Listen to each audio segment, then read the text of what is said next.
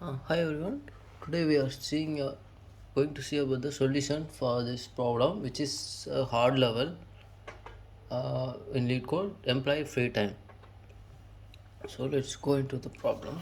So actually, the important thing is we need to actually understand the requirement well, because the requirement here will be little confusing. So read it carefully to understand the what's the requirement. So we are given a list schedule of employees which represents working time of each employee. So list of schedule of each of employees, okay, which represents working time of each employee. Each employee has a list of non-overlapping intervals, and these are in sorted order. Okay, so let me read through it and then I will explain. So return the list of finite intervals representing common positive length free time for all employees, also in sorted orders. Even though we are representing intervals in the form of x, y, the objects inside intervals are not lists or arrays. For example, 0, 1 start equal to 1, dot end equal to 2, and schedule is not defined. Also, we won't include 5, 5, 5 answers, they are 0 length. So let me narrate the problem statement now. So like what we will be getting is the input will be consider there are like 3 employees. Each employee will be like working between different times, and in between he might take a break. Okay, so what was given to us is a schedule for each employee. The schedule will be having a uh, list of employee intervals. Okay, so let me tell you like each. So consider this one. So this is a list. Okay, so this is a whole list. So if you see, this is the whole list. Inside that list we again have list for each employee. So this is the list for employee 1's intervals. So he is taking 2 different intervals, in between he is taking a break. And this is the second employee, he is just working in a single interval, there is no break. Same way third employee is working on a single interval. Okay, so employee can have a single interval or multiple intervals as well. So interval is nothing but this is the start of the interval, this is the end of the interval. So each list is a of type interval. So you can say in this list we have 2 intervals. Intervals are start equal to, you have to read it like intervals of start. In the start of the first interval is 1, the end of first interval is first interval is 2, like this. Start is 1, end is 2, only 2 values will be there, start and end. Same way the same employee takes some break in between 2 to 5, and then like 5 to 6 will be like start to end. Same way this 1 to 3 is start to end. Same way 4 to 10 is start to end. So what we need to find the common free time considering all the employees. Okay, okay, irrespective of the particular employee across different intervals, we need to calculate for entire all the employees, okay, including all. So if you see from 1 to 10, you so minus infinity to 1 and 10 to infinity. Okay, you can't consider those limit. We need to between 1 to 10 we need to find the common interval. So if you see 1 to 2 is there, 1 to 3 is also there, so 4 to 10 is there, 5 to 6 is there. So it's like 3 to 4. Okay, so 1 to 2, 2 to 3 is here, 3 to 4 is nowhere, then 4 to 5, 5 to 6, 4 to 10 completely this is covering. So only interval left is 3 to 4. So see, that is the answer. Okay, so that's what we need to find. Let me show you the another example so you will be clear. So here also you are given a list of employees. So first employee is having same way 2 intervals, then second employee is having 1 interval, third employee is again having 2 intervals. So you can see you need to find the free time, right? So you can see 1 to 3 is already covered, 3 to 2 to 4 also is covered. So it is like 1 to 4 is full, so 1 to 5 is full, 1 to 5 is full. Okay, so 5 to 6 is not there, so we are taking here. And then from 6 to 7 is there, 7 to 8 is not there, 8 to 9 is there, 9 to 12 is there. So 7 to 9, right? So that's what we are finding out. Okay. So let us see how we are going to implement this problem. Okay, let us go to the solution. Actually, we can solve this problem using two ways as far as I know.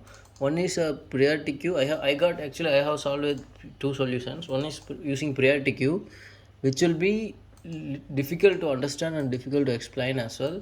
So we will go to intuitive and a clear way of doing, which is using a list. Okay, so I will be explaining in this video. I will be explaining you with the solution of using the list. Okay, so if you guys see, this is the solution involving list.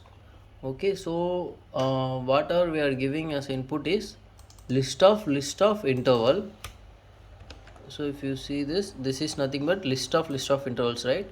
So the input type will be list of type of intervals. So we need to define interval class. This is interval class which will be having start and end. Okay, start of the interval and end of the interval for every intervals. So we will be feeding this as an input, and we need to find the output as a list of intervals as the output, which is those intervals nothing but list of free time, which is common for all the employees. Okay, so let us go to the solution directly. So at first we will be initializing two lists. One is all intervals. The all int is nothing but all intervals, and then is a result interval, which is the output that we will be returning. So all intervals, what we are doing, we are actually iterating over all the schedules. What we are getting as schedule is list of intervals, right? So we are just splitting into, we are adding we are iterating through a list of lists, so we'll be getting list of intervals, right? So we are irrespective of the employees, like each employee will have two intervals, other employee can have just one interval, right? So we are just ignoring which employee's interval is it. We are just adding all the intervals, list of intervals, to this all int list. Okay, so this list will be having all this, like each individual interval list, each individual intervals, okay, into this list irrespective of who is the employee taking it. Okay, and then once we have added everything to list, we'll be now sorting the list. We need to sort the list because we need to find it in this order, like 1 comma 3, and then 2 comma 4, and then 2 comma 5, and then 6 commas, and then 9 like we need to sort it based on the start time between two different intervals. Okay, so now I'll be sorting using the comparator method. I'm just overriding the comparator method in this list. So actually priority queue will be useful here because in priority queue, while adding itself, we'll be adding a comparator, and it will be helping us, but it will be like hard to understand. So this is easy implementation. So now I'm sorting the list. So after sorting, my list will be like, it will be having each individuals, like 1 comma 3 will be at first, 1 2 comma 4 will be second, 2 comma 5 will be third, fourth will be 6 comma 7, fifth will be 9 comma 12. So we will be iterating one by one. Okay, so here so list is already sorted. So what I'm getting, I'm just getting the first interval and storing into last interval object. Okay, it's like a temporary object. So I'll be storing this 1 comma 3 now inside this object, and then from 1 to size of this all int, I will be iterating. So I'm getting the next element, which is get of, this will be 1, right? So next element will be 1 comma 3 in the last interval. Next current element will be, the current interval will be 2 comma 4, right? So I will be comparing 2 comma 4 now. What I will be checking is the last intervals end. I am checking if last intervals end is less than start of this interval. What I am saying is, consider this is current last interval and this is current interval. I am saying this end of start interval is 3, right? So employee is coming back at 3, like he is working till 3, and the next interval is like it is 2, which is less, right? So there is no overlap here. That's what we are actually checking between two intervals. If this is 4 comma 4 4 comma 5 or something like that, then there is an interval of 3 comma 4, right? Then we will be adding it to this output list because it's already sorted order, right? So that's what we are checking. So what I am checking is if last element's end is less than second current element start, is current element start. If it is less, then I will be taking last element's end and current element's first as a interval and be adding it to the resultant list because this is already in sorted order. Okay, so if it is the case, then I will be adding current interval to the last interval and then the iteration will go on. So in our case we will be comparing 1 comma 3 and 2 comma 4 where 3 is not less than 2, so it will be coming to if loop. In that case the one will be same, so we'll be changing the last element's end. So I'll be checking this end of first last element and current element, whichever is max we'll be adding it to the last element. So here 4 will be added to the last interval. So last interval now will be after first iteration 1 comma 4. After first iteration it will be 1 comma 4. Maybe I will explain this through a loop, like maybe once I explain you over orally, later on I will debug the code and I'll explain you that. Maybe whoever did not understand during this time, right, definitely you will understand when I'm debugging it. Okay, let me finish it off first.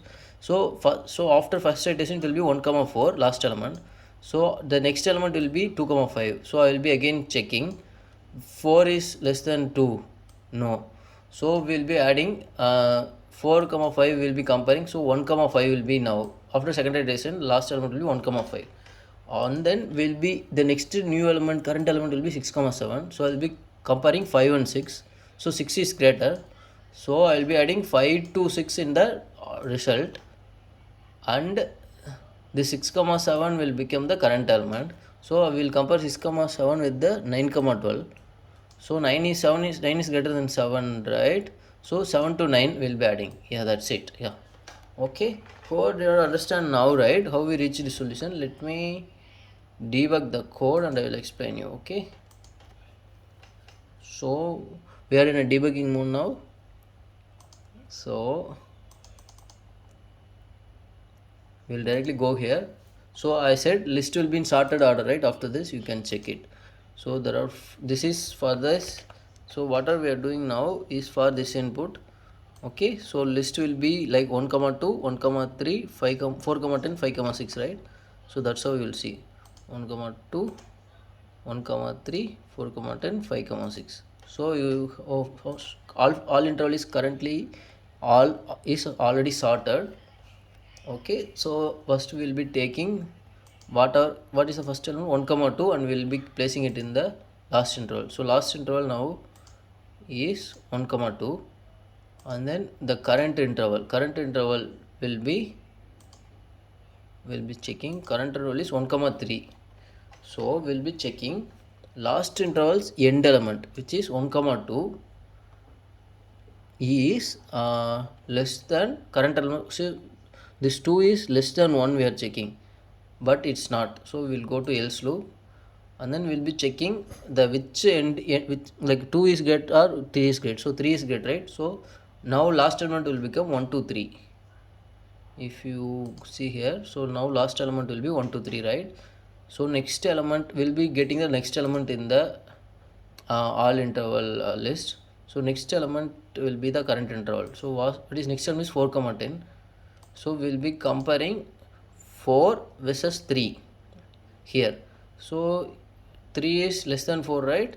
So now we'll be adding 3 to 4 as a result into the result data. That's what we are doing. We are adding 3 to 4 into the result data. So we'll be changing last current element as last element. So last element become 4 comma 10 after this loop. So last element is 4 comma 10, right? So we'll be getting the next element in the next element is 5 comma 6. Now I will be comparing 10 with 5. 10 is not smaller than 5, right? So we'll go to else loop and we'll check which is smaller, like whichever is bigger out of end. So 10, so it will become 4, it will be same as 4 to 10 again next time as well. So the loop size of all int will be over now, will be coming out of the loop and we will be printing. So output should be list, output should be 3 comma 4. You will see it here. Okay, let's I have already run it here, our solution. So solution accepted, and I have ran all the test cases as well. Maybe I will run it for you. I'm submitting it. So it's all the test cases are succeeded and fast. It's so everything is fine in terms of memory as well as in terms of runtime. Yeah, that's it for today. So we have seen employee free time problem. It's a hard problem. I guess I explained in a understandable way. Yeah, thanks everyone.